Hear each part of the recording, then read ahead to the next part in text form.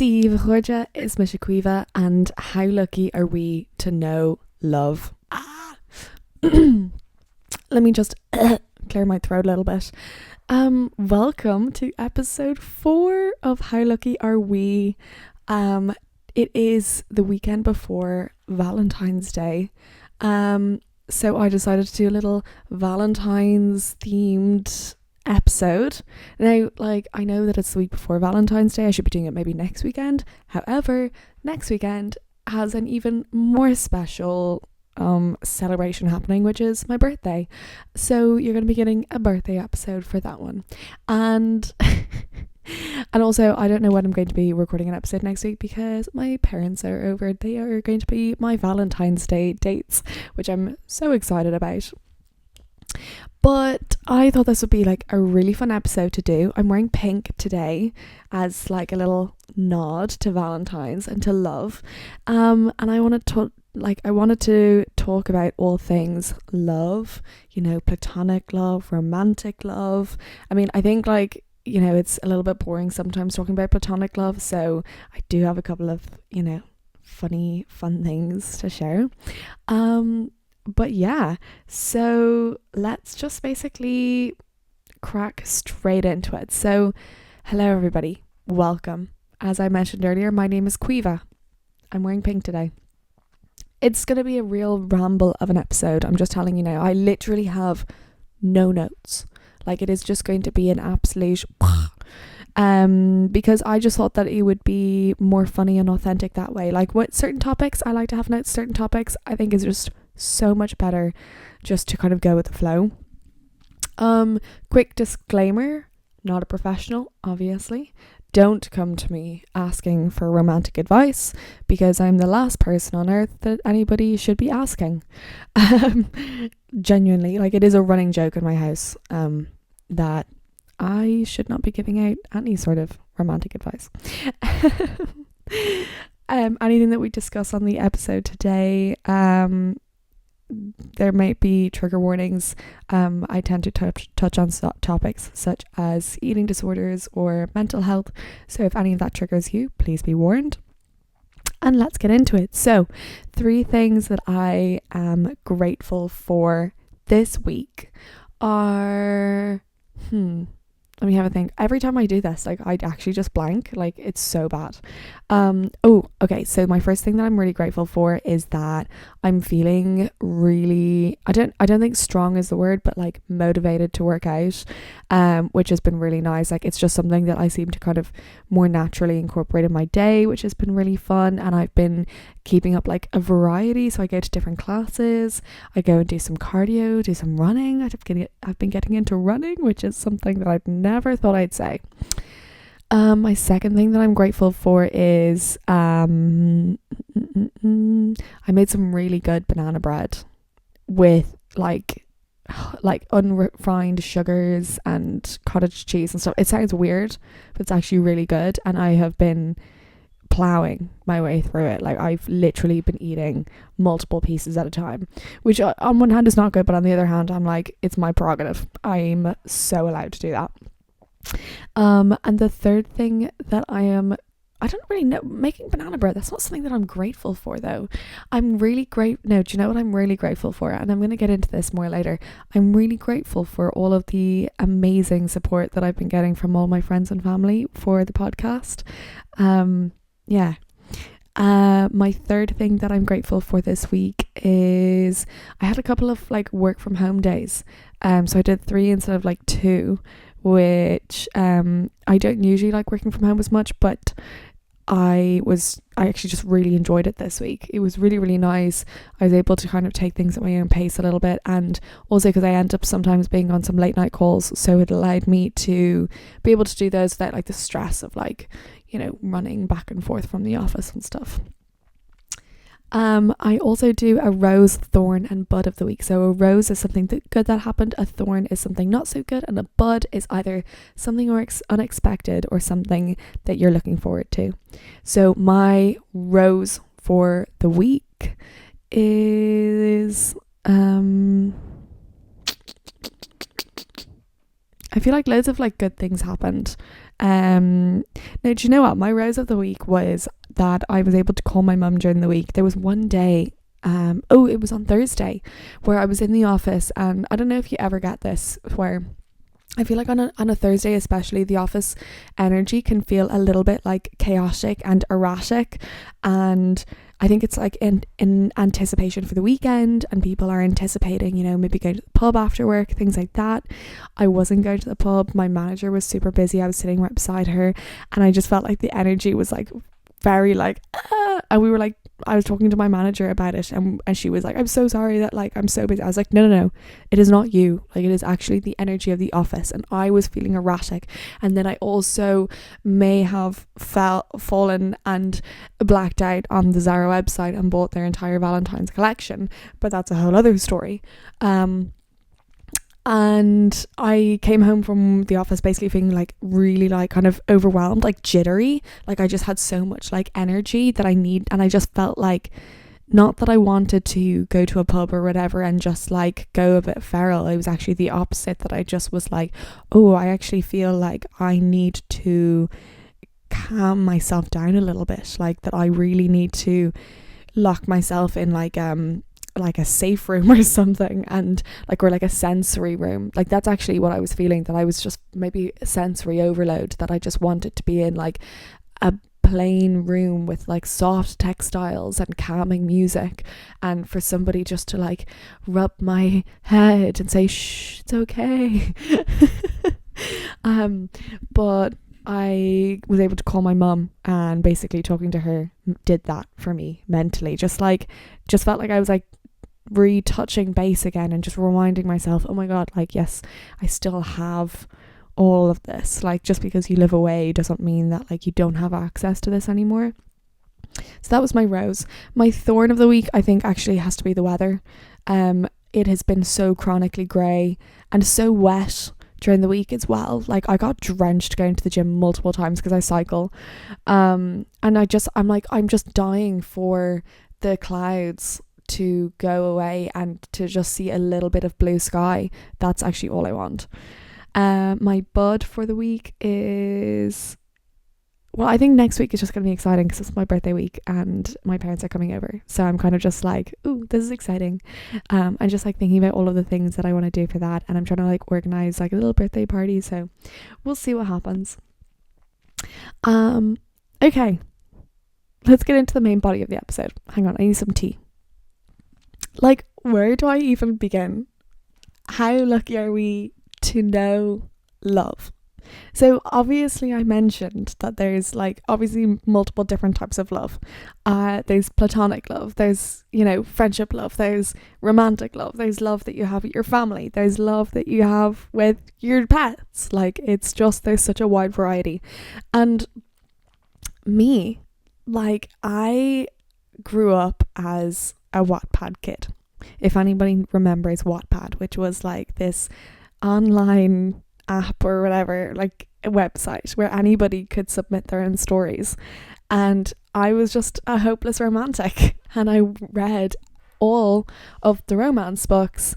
On Wattpad I was obsessed with Twilight. Are we surprised? Like I remember I used to borrow the books from the library, but I think I did it like back to back for months on end, to the point where I think the library asked my mum to like make sure that I didn't like renew the books again because other people wanted to read them. Now I say this, everybody knows what Twilight is like. Wattpad was of similar nature.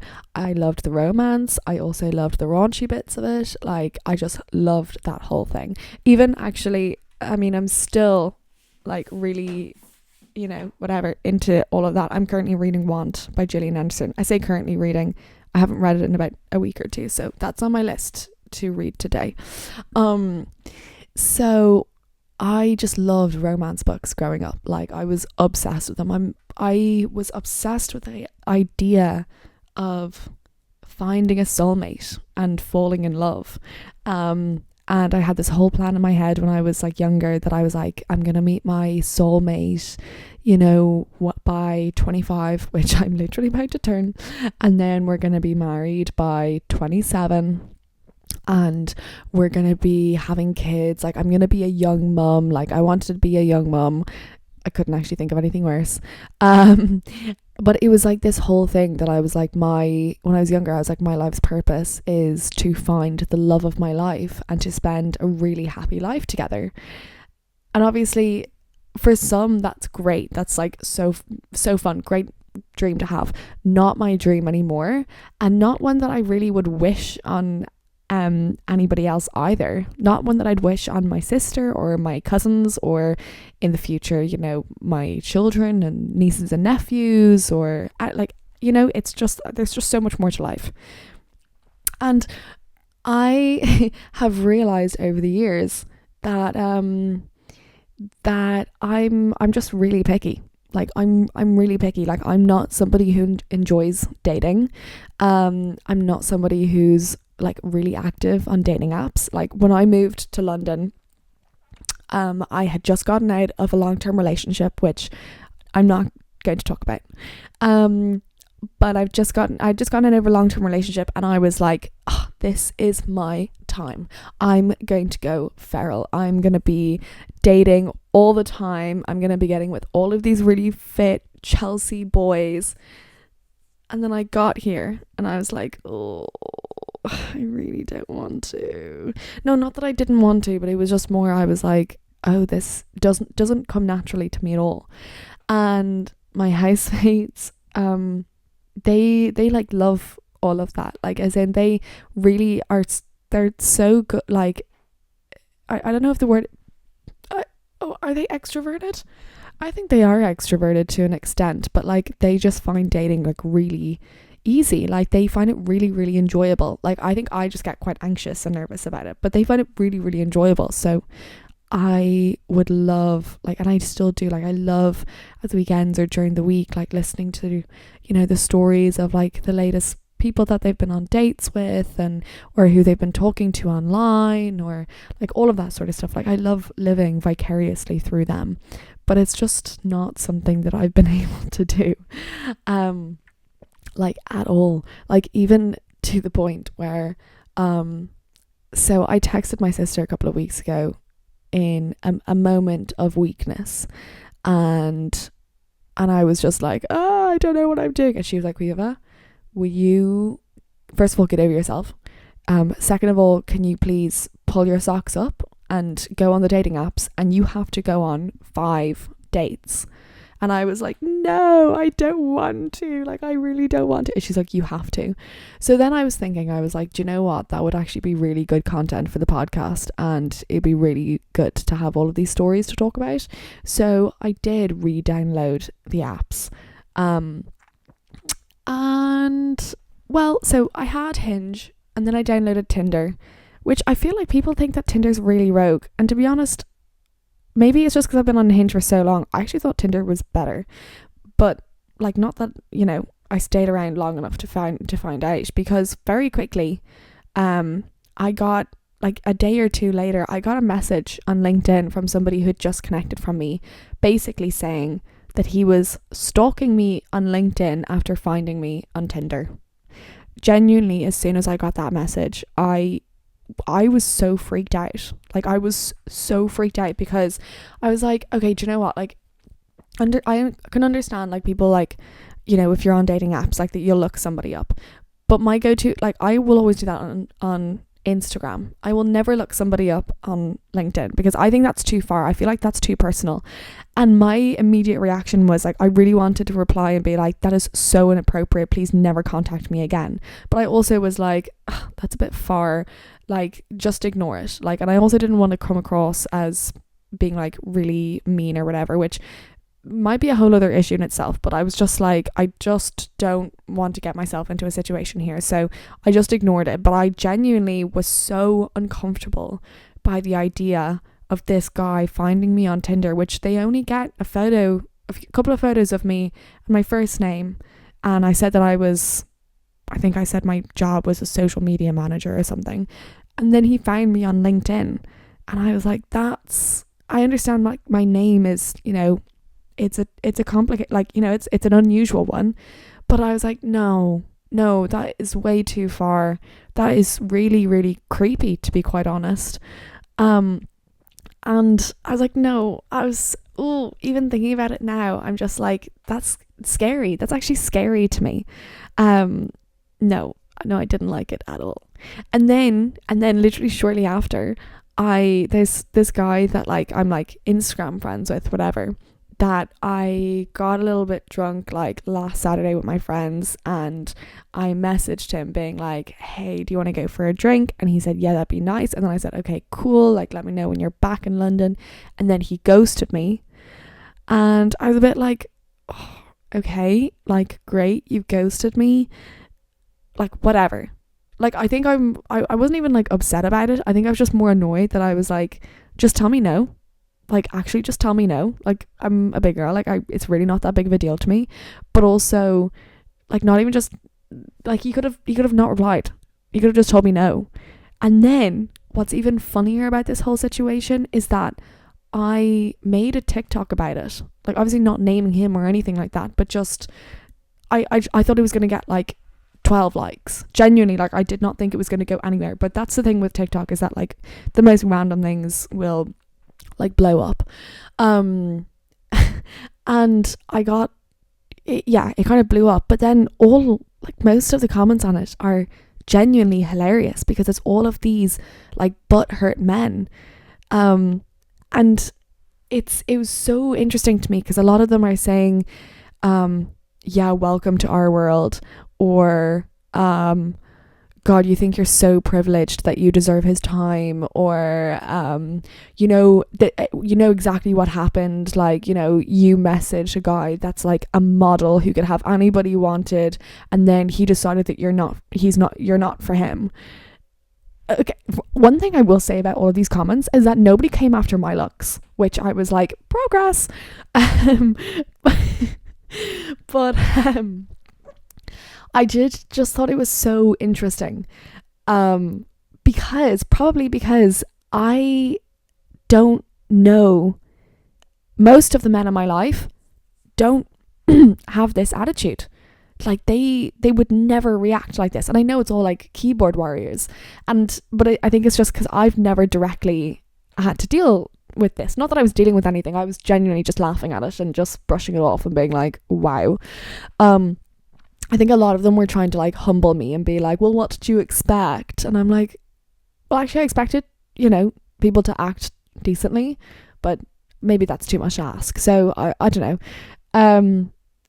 And I think the funny thing is that like maybe like it really like didn't hurt my feelings at all that he ghosted me. It just was like annoying. Like as in I wasn't upset by it. I was just like annoyed by it, because I was like, can we not all just like, you know, act like adults? But I don't know how to describe myself more than that, because I think it makes me sound like I'm upset by it. But I think it was just more like the comments and everything just were really, really hilarious. A couple of them calling me D4, which I was like, okay, sure. But then also I did get a couple of comments. There was a couple of girls being like, oh my God, I had the same situation where like a guy asked me out on a date and then ghosted me. Or like a couple of guys being like, oh, fair play for even reaching out, because like if like I'm always the one reaching out to the girl, or like just loads of stuff like this. So there was a variety of opinions, but it was quite hilarious, like seeing the reaction. Like I'm just realizing how often I say like. I saw this is going off topic, but I watched a Snapchat video of myself from a couple of years ago, and I was appalled by how much I said like in that one video. I think it was every second word. So I'm really consciously trying to say like less. So I digress. Let's go back to the story. I think it's just more that if I was to have shared that story with my dad and my brother and my uncles and my cousins and some of my like close guy friends from back home or even from London, that I don't think any of their reactions would be, well, what did you expect? Or I don't think it would be like, well, welcome to our world. Like, do you know that sort of a way that it is such keyboard warriors, but also I think it really speaks to the caliber of people that I keep around me as well. Because I know that even having these conversations with my friends and my family and all that sort of stuff, that we kind of all mutually agreed that it is better to be straight up with people. Now, in saying that, I've just gotten a message with somebody that I did go on a date with back in Dublin, who has just moved to London. And while they are a very lovely person, he's a very lovely guy, I'm just not interested. And also partially is because I'm not interested in dating. And I find this really challenging to communicate, because it's like the easy way is just to be like, oh, I'm seeing someone. Like, ooh. I just said like again. The easy thing is just to say that I'm seeing somebody, or to say, whatever. But I think I need to start being better at being truthful and saying, listen, like, I really appreciate that. Unfortunately, like, I had a really good time. I don't think I felt the same thing, and I'm not interested in dating. And I think if people are listening to this and they say, well, Caoimhe, if you're not interested in dating, how do you expect to meet somebody? You see, the thing is, I have this feeling, I have this gut feeling that I'm just going to come across somebody someday. That, I'm just going to, oh, yeah, there you go. Yeah, that's you. Yeah. Because I think the way that I fall into like with somebody or fall into love with somebody is through, like, obviously there has to be like an initial attraction, but genuinely it's more about like when I get to know the person. I know I said I wouldn't talk about my previous relationship, but the one thing that I will say is that when I first met him, of course I was attracted to him, but it was actually only the fact that we spent so much time together that I was like, oh, I really like this person. Yeah. And that's been consistent through everybody that I've actually properly liked.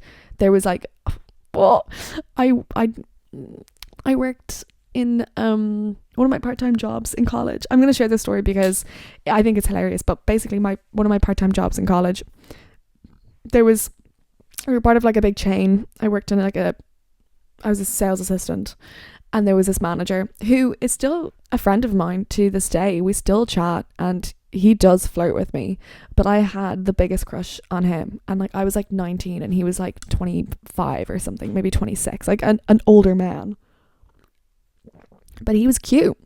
And he was very charming. Like, he is very charming, but he's now like 30 and messages me on Snapchat. So if you're listening to this, shout out to you. Get off Snapchat. Yeah, I had the biggest crush on him, and it was like, again, initial attraction, but it was again through working together that I was like, ooh, I like this man. And yeah, so it's been funny, and like, there is somebody at the moment who's made me realize what my physical type actually is. Oh, okay, so let me talk about my physical type, because I've always said that I never had like a physical look that I was into. I now realize that I do. Okay, so the person, like a type of person that I'm into apparently, is like tall, kind of on the leaner side. Like, I don't tend to go for anybody that's like super like jacked and buff. Like, they're on the leaner side. Dark hair, big nose. For some reason, big noses do it for me. So yeah, and pale. So not like pale, but like white. Sorry, just to be blunt and to put it out there.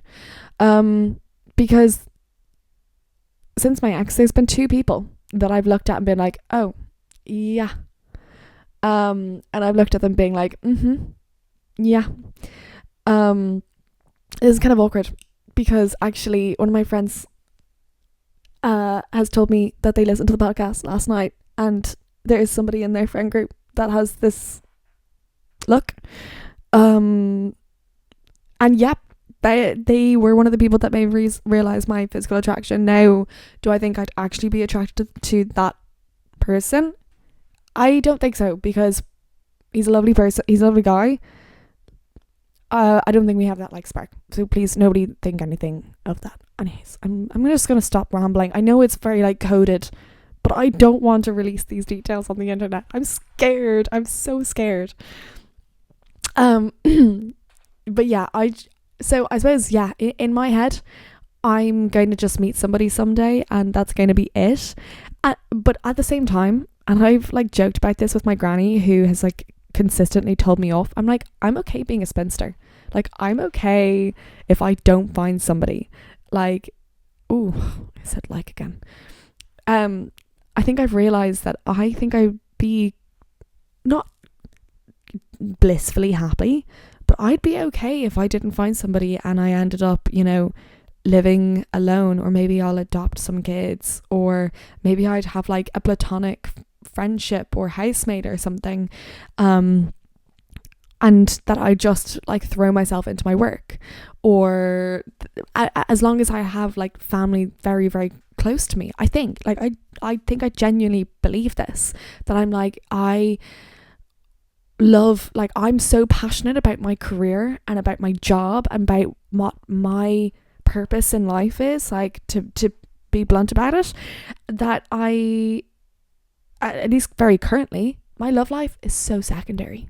Like, I really, now I'm sure like I might get to 35 and say, oh god, my biological clock is ticking and da da da da, and I need to have a baby now. Maybe, potentially, who knows. Now, in saying that, I could meet the love of my life tomorrow, and that could be the end of it, and I say, oh, forget everything I said, guys, because this is the love of my life, and I've decided I want to be a housewife, and I want to spend the rest of my life on a farm. Now, if that does happen, like, please get me checked in somewhere, because I think I'd be fine on a farm. I don't think I'd be happy on a farm, because I like luxury, okay? But yeah, I mean, that's romantic love. I really want to talk about platonic love for a second, because I have gotten some of the most gorgeous messages during the week from different friends and family. And even I was at the pub last night, and I had a couple of people say to me that they were listening to my podcast. And I suppose this is for like anybody that's like currently listening. I know that I put it out there like on my social media for everybody to see. I forget, or I just presume that nobody really listens. I presume, like, I send it to my immediate family. I know that some of my really close friends listen to it. My housemates listen to it, which shout out to you guys. Like, genuinely, I think that it's amazing when, like, and I'm surprised when anybody tells me, oh, I listened to your podcast, because I'm like, wow, you took like 45 minutes out of your day just to listen to me yap.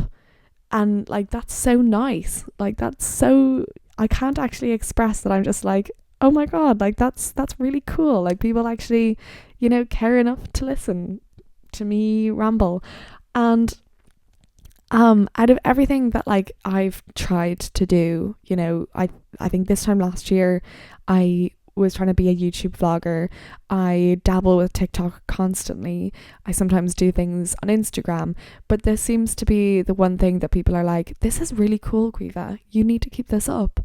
And I'm like, oh, okay, like, this is sick. And like, I definitely have moments where, like, yesterday and today I was like, oh god, the hack of like, sitting down and recording a podcast. But I think part of that was that I was like, I don't know what I'm gonna say, and I don't know if I'm gonna fill up 45 minutes of whatever. And then this morning I was just like, I have so much time to do it, like, I don't know what I'll do. And then I was like, no, just sit down and do it. And now as I'm recording, I'm like, oh, I forgot how much I really enjoy this. But I just want to say that, I know some of my aunties and uncles listen. I've spoken to one of my aunties about it. My mum, oh god, my mum was at this like little siblings reunion thing where, and like, her siblings aren't on social media. So she heard them talking about my podcast, and I was like, oh my god. And they had listened to the episode on trauma, and I was like, and I think she got nervous because she was like, I think we're just not used to people being so vulnerable. And I'm like, I get it, but also terrifying, because I'm like, how do they find it? My cousins, obviously. So shout out to you guys, thank you for sharing. And actually, thank you. No, genuinely, thank you for sharing. But also that it scares me when I hear things like that, because I'm like, I forget that there's people listening to these things and listening to me just like word vomiting and blurting things out.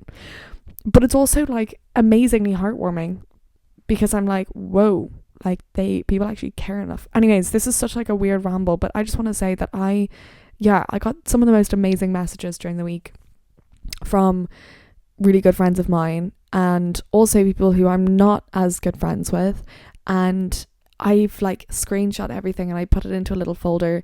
Even and this is like a little thing that like makes me like slightly emotional. My little brother messaged me and said that he'd listened and he really enjoyed it, and that is like, and I don't think he realizes how much that meant to me, because we don't like talk very often, because I mean we're busy, but also he's, you know, doing like really big exams and everything, and to be honest, like he's not really one for kind of like constantly keeping in touch. Like my sister will be like, oh my god, Quiva, guess what I just did, and I'm like, oh my god, tell me.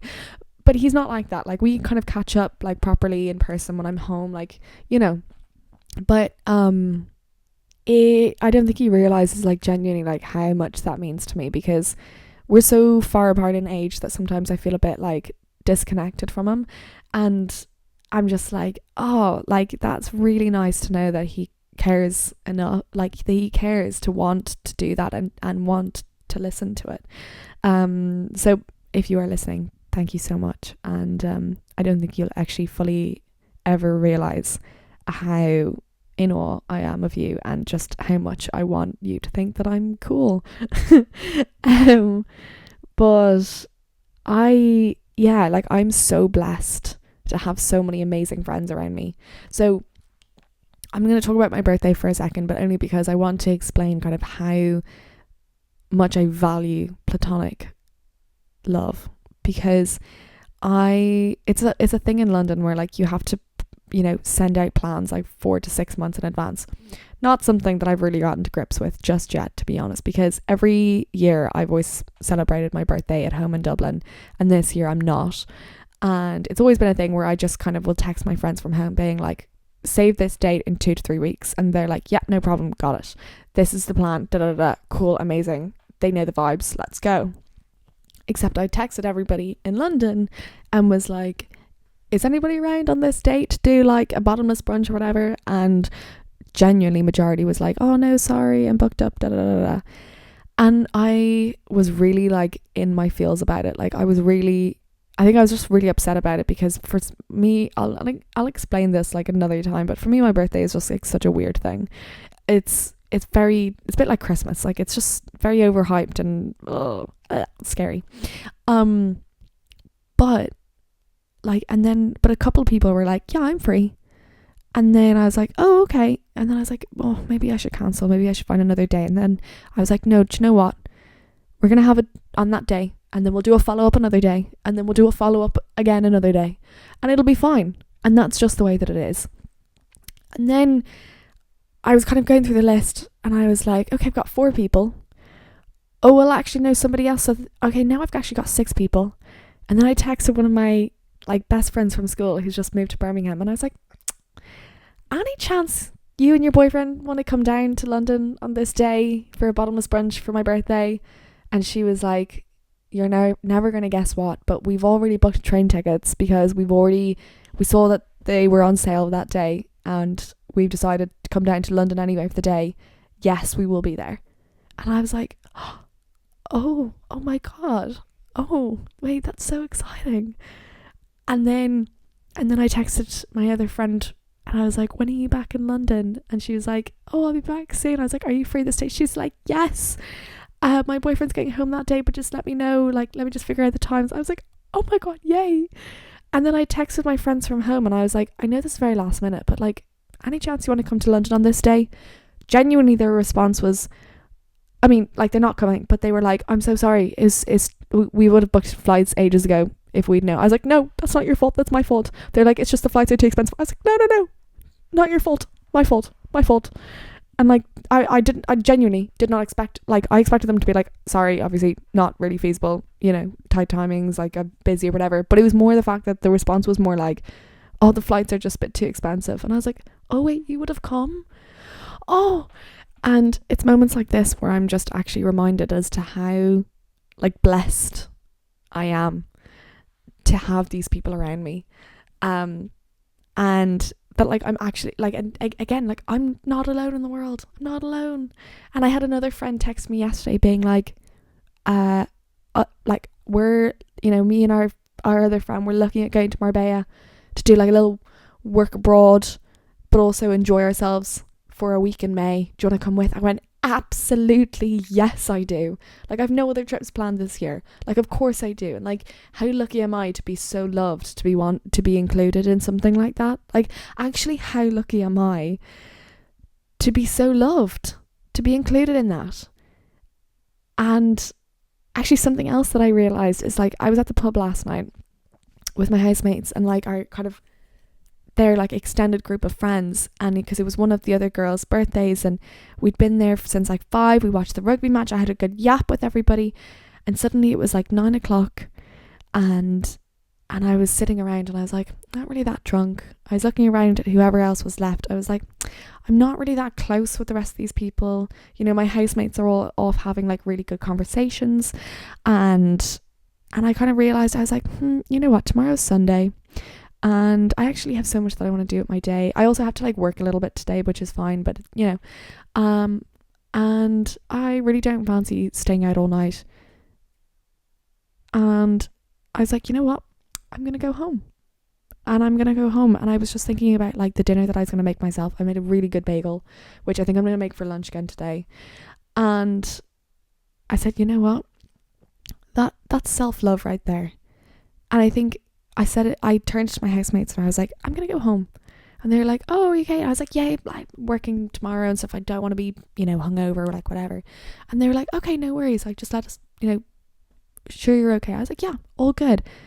And I was like, you know what? That's self-love right there. Like I could have put myself under pressure and stayed out all night. And I think part of me, like a previous version of me maybe would have like put myself under pressure and said, no, just stay out until like 11. Like 11's a good time to go home. And I was like, no, do you know what? Like I want to go home now. And like that's so fine. Like, and that's my self-love. And like my other bit of self-love is the fact that like I've been so conscious about like as in I've been experiencing such endorphins from like working out or like going for a walk and things like that, that I'm my other bit of self-love is the fact that I've been not pushing myself but encouraging myself to do that more. Like even though I'm looking out at this grey sky, I'm like, I need to go for a walk later, like, you know, or let's like do something nice with it, like let's go for a walk to see something, like see something scenic, like make it worth it, you know. Like that's my self-love. Yeah. And like Valentine's is next week, right? And for me, I think I've only celebrated Valentine's like once or twice, but it was never like a big deal. I always feel like there's so much hype around Valentine's Day, and obviously it is such a marketing ploy, so like all of the shops like really lean into it and stuff, but I feel like there's just so much pressure around Valentine's and having a Valentine, but it's all like media pressure, and it's just so like unwelcome, because it's like, thank you for reminding those of us that are single that we're single, and like not that being single is a bad thing, because it's absolutely not, but it's just more that it's like, oh, you're making it seem like I'm missing something in my life.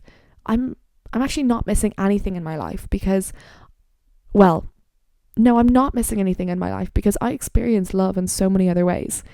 Like, I'm just thinking about my dog back in Dublin and how much I miss her. I literally had a dream about her the other day, but like the unconditional love of a dog, the unconditional love of your family, if you are lucky to have that from your family, and if you are lucky to have that from your friends.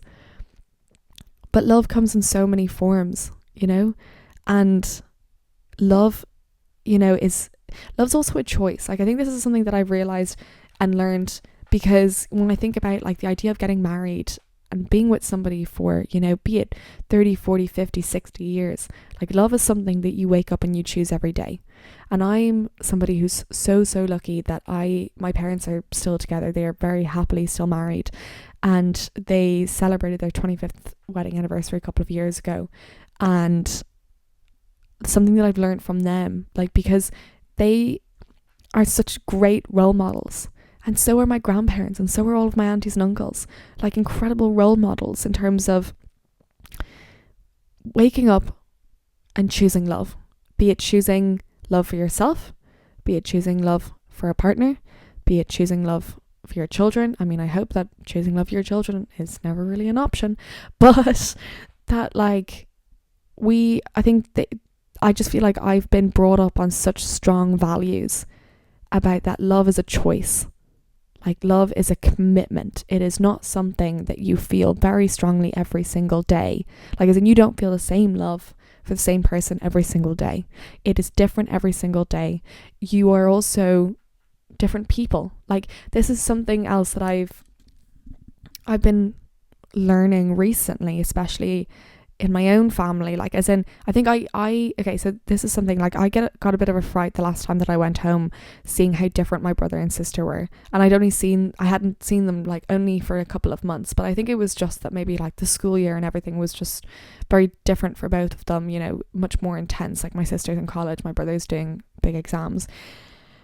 And this, I think, was maybe my first realization of how, you know, as a family, you all grow together, but every day you wake up and you choose to love each other.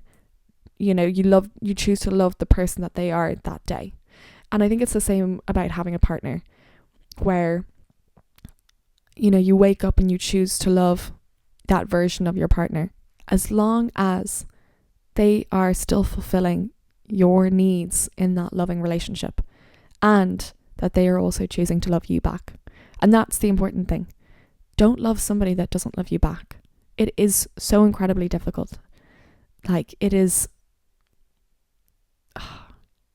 you can have so much love for someone but know that it's not correct. Or you can have so much love for somebody and not be in love with them. And it's about understanding the difference in that, and knowing when your love for yourself is greater than your love for somebody else. Okay, that was deep. I actually think I'm going to leave it there on that note. But thank you for listening to me today. And if I have any other thoughts on love, I will follow up again. I think love is such a fascinating topic. But yeah, thank you so much for listening. And I love you all. I love you all. And actually, I really want to request that, like, this week of Valentine's, just do something for yourselves to show yourselves some love. Like, you know, be a bit gluttonous and buy something nice, like buy a treat, or, you know, say, you know, throw all caution to the wind and just do something spontaneous that you've been dying to do for ages, or just go buy, you know, purchase that thing that you've been wanting to purchase. I don't know why my ideas of self-love, it revolves around, you know, materialistic things, but apparently right now they do. But yeah, I love you all, and I will see you next week. Bye.